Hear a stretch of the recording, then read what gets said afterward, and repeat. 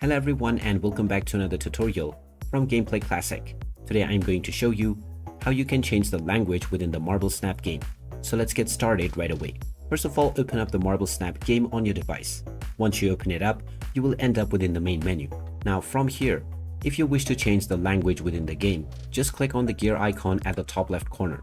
This will now open up the settings page, and from this page scroll down until you see the language drop-down menu. Just tap on the drop-down menu and now you will see the various different languages that are available. Just click on whichever language you prefer to use and this will restart the game to apply your preferred language immediately.